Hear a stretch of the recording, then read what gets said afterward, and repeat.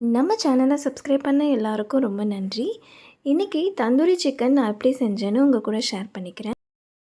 கடையில் ஒரு 1 கேஜி சிக்கனை வந்து இந்த மாதிரி பெரிய பெரிய பீஸாக கட் பண்ணி வாங்கிக்கோங்க. நான் இன்றைக்கி 1 கேஜி தான் செஞ்சேன். அதில் வந்து இந்த மாதிரி கட் பண்ணி கொடுத்துட்டாங்க கடையிலே, மசாலா நல்லா உள்ளே இறங்கணும்னு சொல்லிட்டு. நானும் 2 3 கட் வந்து எக்ஸ்ட்ரா போட்டுக்கிட்டேன். ஏன்னா கொஞ்சம் நல்லா மசாலா இறங்குனா டேஸ்ட் வந்து ரொம்பவே நல்லாயிருக்கும்னு சொல்லிட்டு. இப்போ இந்த மாதிரி கட் பண்ணி நம்ம நல்லா வாஷ் பண்ணிடணும். சிக்கனை நல்லா வாஷ் பண்ணிவிட்டு கட் பண்ணி வச்சுக்கோங்க.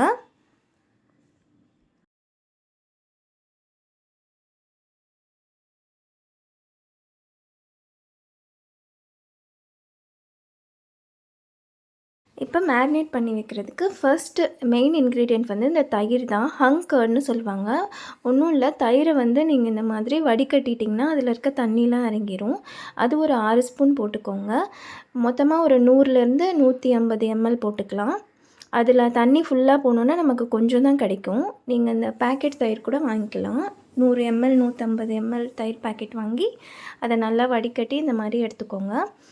ஒரு 1 1/2 டேபிள் ஸ்பூன் வந்து ஜிஞ்சர் கார்லிக் பேஸ்ட் போட்டுக்கோங்க. நான் எடுத்திருக்க இந்த ஸ்பூன் வந்து 1/2 டேபிள் ஸ்பூன் அளவு, அதனால ஒரு 3 ஸ்பூன் போட்டிருக்கேன். நல்லா மிக்ஸ் பண்ணிடுங்க. ஒவ்வொரு இன்க்ரீடியண்ட் ஆட் பண்ணிவிட்டு நல்லா மிக்ஸ் பண்ணிடணும். மொத்தமாக மிக்ஸ் பண்ணலான்னு இருக்காதீங்க. ஒன்று ஒன்றா மிக்ஸ் பண்ணிக்கிட்டிங்கனாவே நல்லாயிருக்கும். லெமன் ஒரு 1/2 லெமன் வந்து புழிஞ்சு விட்டுக்கோங்க. கொஞ்சம் புளிப்பு அதிகமாக வேணுங்கிறவங்க இந்த 1/2 லெமன், இது வந்து கொஞ்சம் பெரிய சைஸ் லெமன், 1/2 லெமன் புழிஞ்சு விட்டேன் நான். புளிப்பு கம்மியாக வேணுங்கிறவங்க கொஞ்சமாக ஆட் பண்ணிக்கோங்க லெமன்.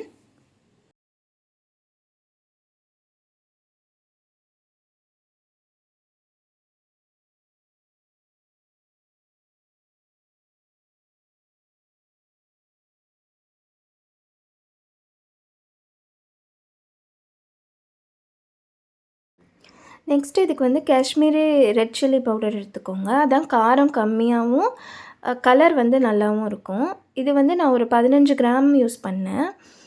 15 கிராம்லேருந்து 18 கிராம்குள்ளே யூஸ் பண்ணியிருப்பேன்.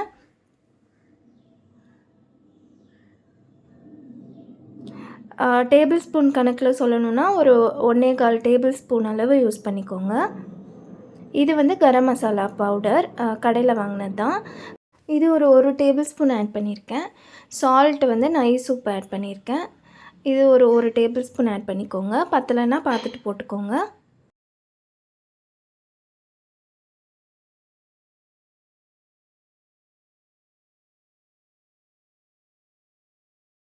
மசாலா கொஞ்சம் கம்மியாக இருந்த மாதிரி இருந்துச்சு. அதனால மறுபடியும் ஒரு 5 gram Kashmiri red chilli powder add பண்ணிக்கிட்டேன்.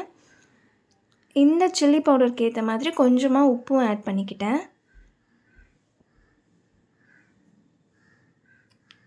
அப்புறமா ஒரு வெறும் மல்லித்தூள் வந்து ஒரு 1/2 டேபிள் ஸ்பூன் ஆட் பண்ணிக்கிட்டேன்.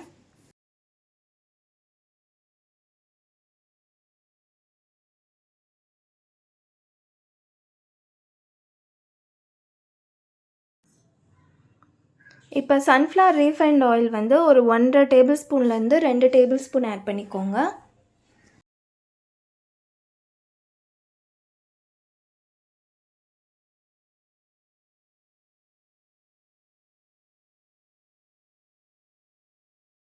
அவ்வளோதான். இனி சிக்கனை வந்து எல்லா மசாலா வந்து நல்லா தடவி ஒரு 2 மணி நேரம் ஊற வச்சுருங்க. மினிமம் 2 மணி நேரம். ஃப்ரிட்ஜில் ஊற வச்சுருங்க. ஃப்ரீசர் வேணாம், ஃப்ரிட்ஜில் வச்சுருங்க.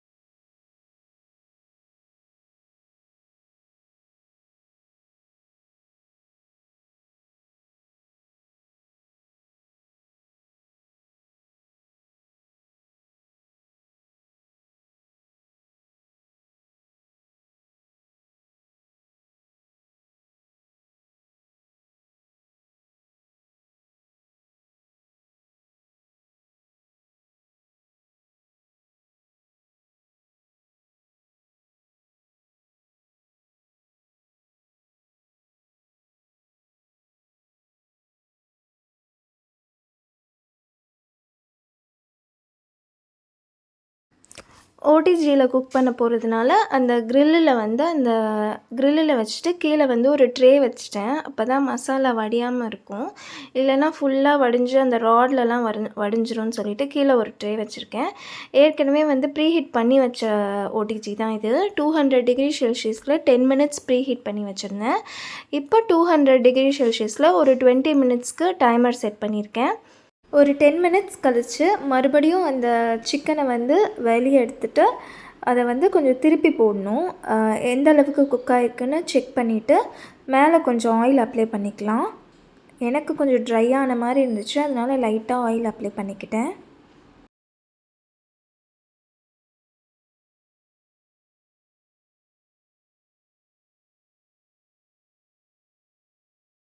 இப்போ வந்து அதை ஃப்ளிப் பண்ணிடுங்க. திருப்பிட்டு இன்னும் ஒரு 10 மினிட்ஸ் குக் பண்ணி எடுத்துக்கலாம்.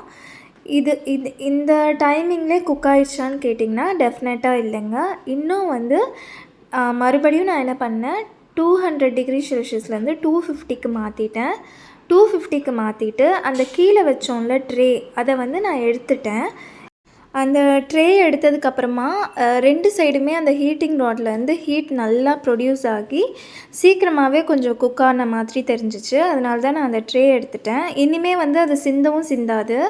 ஆல்ரெடி நம்ம 200 டிகிரி செல்சியஸில் 20 மினிட்ஸ் வச்சதுனால அது சிந்தலை. ஸோ வந்து நான் அந்த ட்ரே எடுத்துகிட்டு 250 டிகிரி செல்சியஸில் ஒரு 15 மினிட்ஸ் குக் பண்ணேன். 2 சைடுமே நல்லா குக் ஆகி வந்துருச்சு. இந்த மாதிரி நீங்கள் குக் பண்ணிங்கன்னா உங்களுக்கு வந்து அந்த ஓடிஜியும் ரொம்ப ஸ்பாயில் ஆகாது. அதே சமயம் கொஞ்சம் சீக்கிரமாகவும் நல்லாவும் குக் ஆகி வந்துடுது. ஸோ நீங்கள் வந்து இதுக்கு முன்னாடி 200 டிகிரி செல்சியஸ் வேணான்னா 250 டிகிரியில் வச்சுட்டு ஒரு 10 மினிட்ஸ் குக் பண்ணிடுங்க ட்ரே வச்சு. அப்போ உங்களுக்கு குயிக்காக ஆயிரும். இல்லைனா கொஞ்சம் லேட் ஆகும். நம்ம டெம்பரேச்சர் குறைக்க இந்த குக்கிங் டைம் வந்து கொஞ்சம் லேட் ஆகும். அவ்வளோதான் வித்தியாசம். இப்போ வந்து நான் ட்ரே எடுத்துகிட்டு நான் வச்சுருக்கேன் பாருங்கள். அதோட கிளிப்பிங்ஸ் தான் இது. நல்லா வெந்தோன்னே அதோடய சைஸ் வந்து ரொம்பவே சுருங்கிருச்சு சிக்கனு. பச்சையாக இருக்கும்போது ரொம்ப நிறையா பெருசாக தெரிஞ்சிச்சு. ஸோ குக் பண்ணி வந்தோன்னே ரொம்ப குட்டியாயிருச்சு. ஆனால் டேஸ்ட் வைஸ் பார்த்திங்கன்னா ரொம்பவே நல்லா இருந்துச்சு. நான் சொன்ன மெஷர்மெண்ட்ஸில் செஞ்சு பாருங்கள், ரொம்ப நல்லா வந்துச்சு. உங்களுக்கு டவுட்டாக இருந்தால் நீங்கள் அப்பப்போ டைமரை வந்து கொஞ்சம் மெதுவாக வச்சுட்டு அதுக்கப்புறமா கூட நீங்கள் இன்க்ரீஸ் பண்ணி குக் பண்ணிக்கலாம். ஏன்னா ஃபுல்லாக நீங்கள் குக் பண்ணணும்னு சொல்லிவிட்டு டெம்பரேச்சரும் அதிகமாக வச்சு டைமரும் அதிகமாக வச்சிட்டிங்கன்னா அப்புறம் அப்படியே கருகி போயிடும். ஸோ நீங்கள் இதில் வந்து அப்பப்போ செக் பண்ணியே பண்ணிக்கலாம் உங்களுக்கு டவுட்டாக இருந்துச்சுன்னா. இந்த வீடியோ பிடிச்சிருந்தா லைக் பண்ணிடுங்க. நம்ம சேனல் பிடிச்சிருந்தா மறக்காமல் சப்ஸ்கிரைப் பண்ணிடுங்க.